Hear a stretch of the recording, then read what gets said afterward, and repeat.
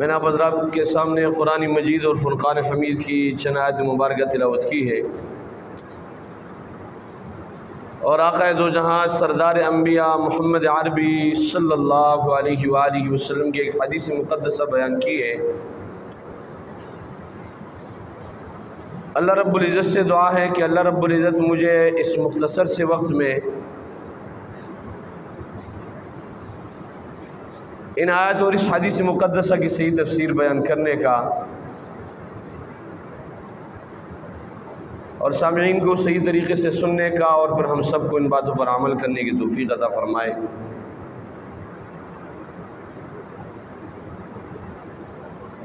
ان آیاتوں میں اللہ جل جلالہ نے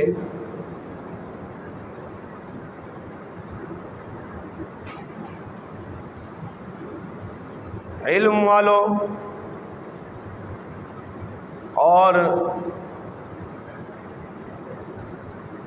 ان لوگوں کے متعلق بیان فرمایا ہے جن کے پاس علم نہ ہو،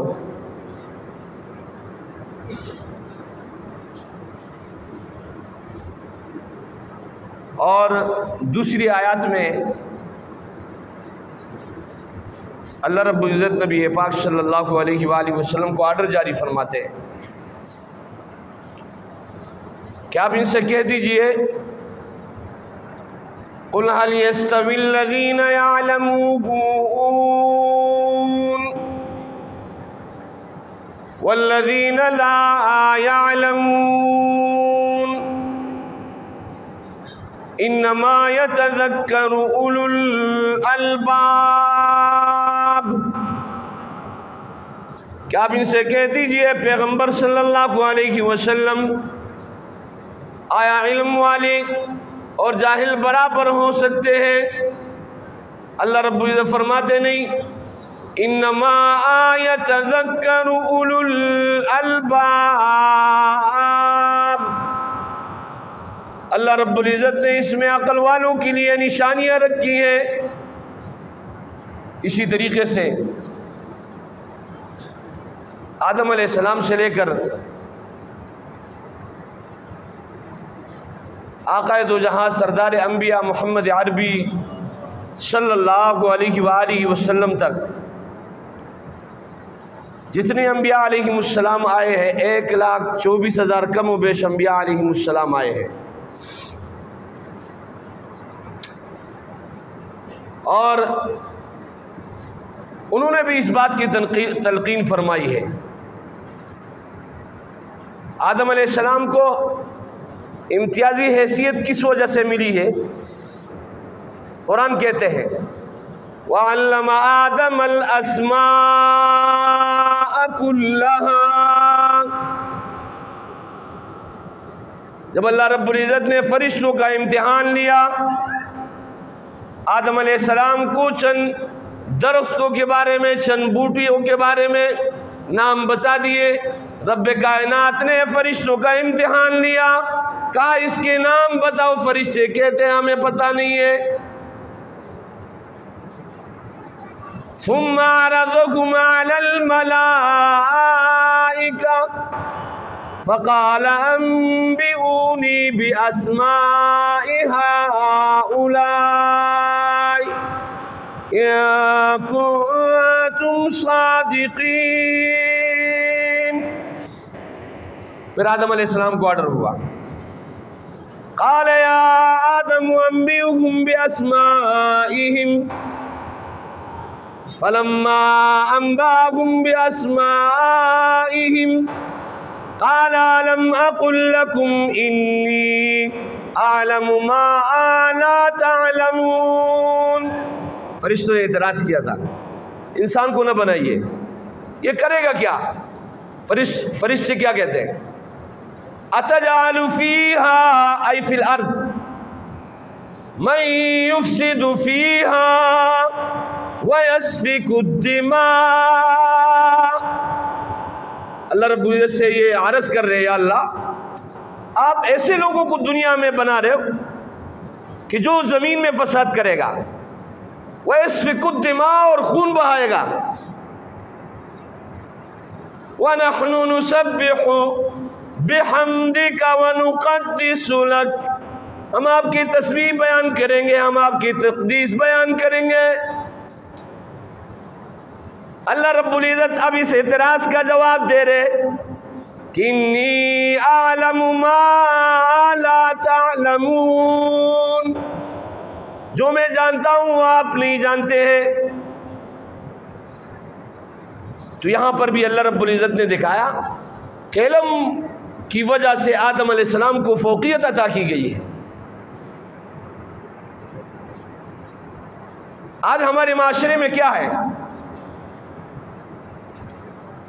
ہارون رشید سے پہلے مروان کا دور گزرا ہے، اس کا ایک رشتہ دار تھا، اس سے کسی نے پوچھا بھائی آپ پڑھتے کیوں نہیں ہو؟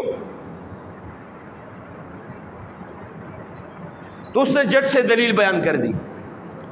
دلائل کی انبار تو ہے ہمارے پاس نا، میں ہمیشہ کے لیے کہا کرتا ہوں، کہنے لگا میں اس لیے نہیں پڑھتا ہوں کہ ہمارے نبی امی تھے۔ امی کے معنی کیا ہے؟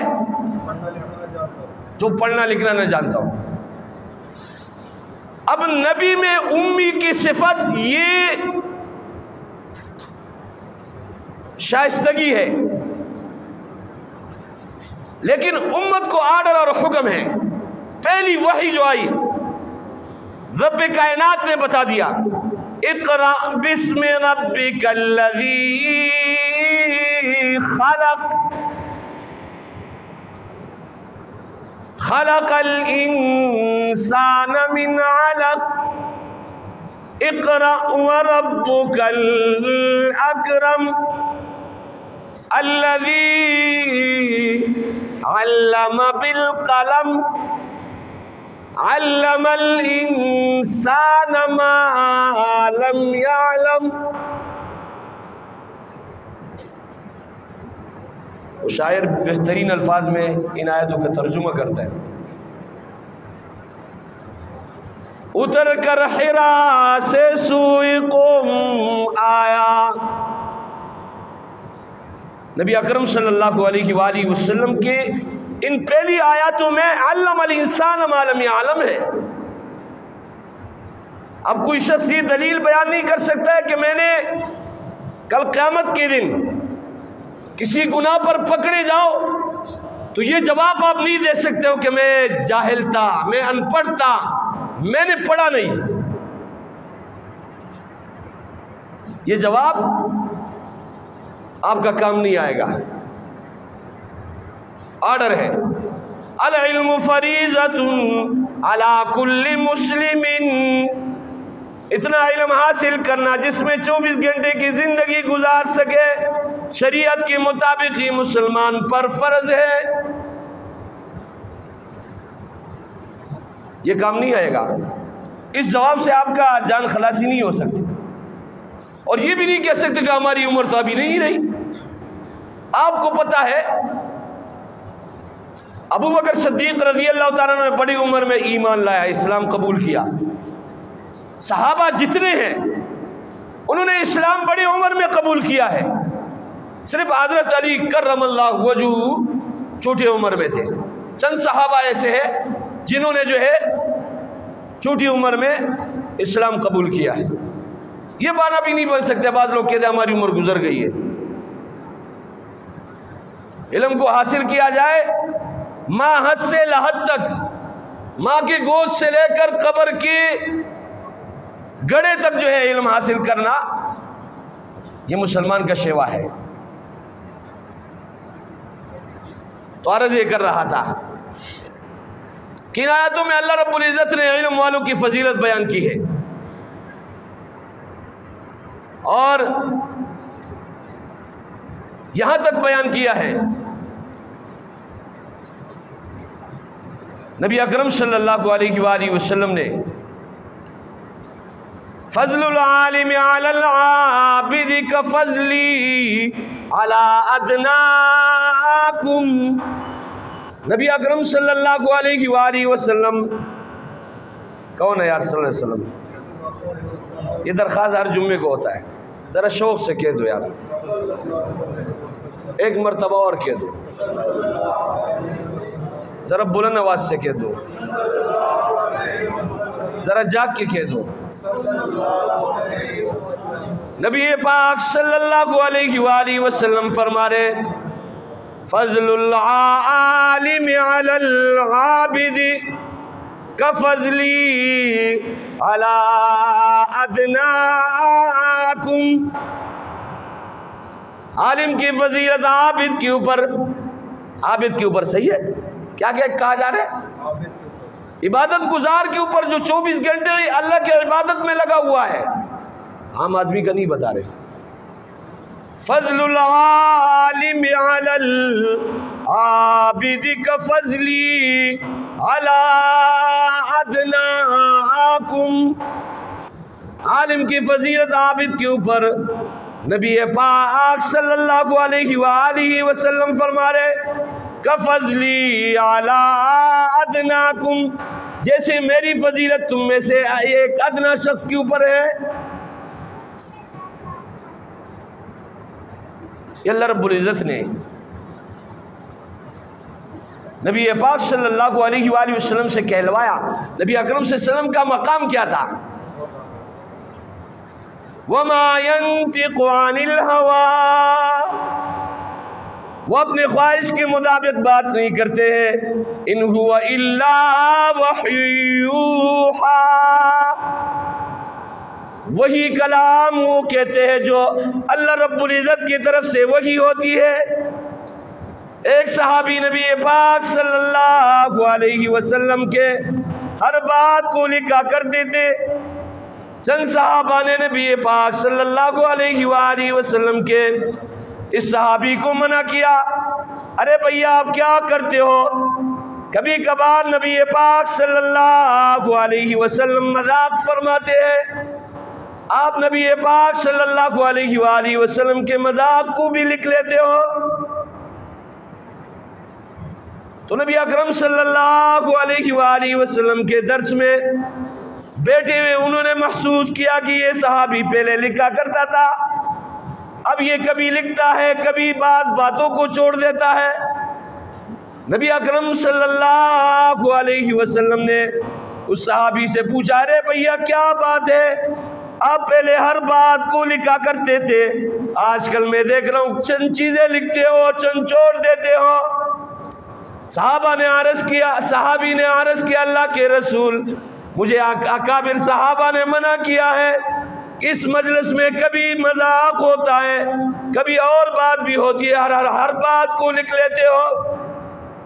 نبی اکرم صلی اللہ علیہ وسلم نے اپنے زبان مبارک کو پکڑا اور قسم کھائی، فرمانے لگے اس زبان سے حق کے علاوہ کچھ اور نہیں نکلتا ہے۔ سبحان اللہ کہو۔ اور اس کے اوپر اللہ رب العزت گواہی دے رہے وَمَا يَنْتِقُ عَنِ الْهَوَىٰ إِنْ هُوَ إِلَّا وَحْيٌ يُوحَىٰ، یہ محمد صلی اللہ علیہ وسلم، یہ اللہ کے نبی، یہ محمد عربی صلی اللہ علیہ وسلم کبھی جو ہے اپنی مرضی کے مطابق بات نہیں کرتا ہے۔ کون فرما رہے؟ میرا رب فرما رہے جو میرے اور آپ کا پیدا کرنے والا ہے۔ وہ کیا فرما رہے؟ فضل العالم علی العابد کفضلی علی ادناکم۔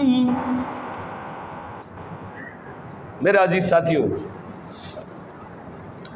اللہ رب العزت نے علم کے بڑے فضائل رکھے ہیں۔ ایک روایت میں آتا ہے من خرج فی طلب العلم فهو فی سبیل اللہ، جو علم کے طلب میں نکلتا ہے وہ اللہ کے راستے میں ہوتا ہے۔ اور دوسری روایت میں آتا ہے سہل اللہ طریقا الی الجنہ، اللہ رب العزت اس کے لیے جنت کے راستے کو آسان فرما دیتے ہیں۔ اور جو شخص علم کے لیے نکلتا ہے آپ کے سامنے ایک بات رکھوں، وقت کا دامن تنگ ہے، وقت مختصر ہے۔ میرے عزیز ساتھیوں، آپ نے دیکھا ہوگا وزیر اعظم کے بیٹے کا پروٹوکول ہوتا ہے، گھر سے نکلتا ہے میرے عزیز ساتھیوں، ہٹو بچوں کی صدا ہوتی ہے، روڈ اس کے لیے بند کیے جاتے ہیں۔ لیکن یہ علم کے لیے نکلنے والے بچے کے پروٹوکول میرے عزیز ساتھیوں حدیث میں کیا بیان ہوئے ہیں؟ میرا رب فرما رہے جو بچہ علم کے حصول کے لیے، نبی پاک صلی اللہ علیہ وسلم کی زبانی حدیث ہے، کیونکہ نبی اکرم صلی اللہ علیہ وسلم کا کلام رب کا کلام ہے۔ میں نے آپ کے سامنے آیات پیش کر دی۔ قرآن کہتے وما ينطق عن الهوى، یہ اپنی مرضی کے مطابق نہیں بولتے، وہی بولتا ہے جو رب کی طرف سے وہی ہوتا ہے۔ اس کے لیے پروٹوکول کیا ہے؟ علم کے لیے نکلنے والوں کے لیے تو میرے عزیز ساتھیوں، رب کی طرف سے پروٹوکول یہ ہے کہ یہ بچہ علم کے لیے نکلا ہے، فرشتوں کو آرڈر ہوتے ہیں، اس کے لیے پروٹوکول یہ ہوگا کہ آپ اپنی نورانی پروں کو اس بچے کے پاؤں تلے بچھاؤ گے۔ یار شریعت کا حکم ہے، عجیب بات سنو تو سبحان اللہ کہہ دیا کرو۔ اگر غم کی بات آ جائے تو انا للہ و انا الیہ راجعون کہو۔ اگر آپ نے شکر ادا کر رہے ہو کسی چیز پر، الحمدللہ کہہ دیا کرو۔ اگر کوئی چیز آپ کو خوبصورت لگے، ماشاءاللہ کہہ دیا کرو۔ تو یہ کوئی چھوٹا پروٹوکول ہے؟ رب کی طرف سے پروٹوکول یہ ہے، یہ بچہ گھر سے نکلے علم کے لیے، فرشتوں کا آرڈر ہوتا ہے اس کے پاؤں تلے پر بچھاؤ، تاکہ اس کے پاؤں میں نہ کانٹے جائے، ہر مصیبت سے، ہر آفت سے، ہر بلا سے اللہ رب العزت اس بچے کو محفوظ رکھے گا۔ فرشتے ساتھ ہیں، جب فرشتے ہوتے ہیں شیطان دور بھاگتا ہے۔ ایک جگہ میں حق اور باطل جمع نہیں ہو سکتے۔ قرآن کہتے ہیں جاء الحق وزهق الباطل، جب حق آ جاتا ہے تو باطل بھاگ جاتا ہے۔ وقت ختم ہوا ہے۔ بہرحال حضرات، میں آپ حضرات کے سامنے جو بات رکھنا چاہ رہا تھا وہ ہوئی نہیں، انشاءاللہ اگر زندگی ملی اگلے جمعے کو، چونکہ وقت ختم ہو چکا ہے۔ اللہ رب العزت سے دعا کرے جو فضائل ہم نے سنے، ان فضائل کو اپنے دل میں بٹھا کر علماء اور علم والوں کی ہمیں عزت کرنے کی توفیق عطا فرمائے۔ وآخر دعوانا ان الحمدللہ رب العالمین۔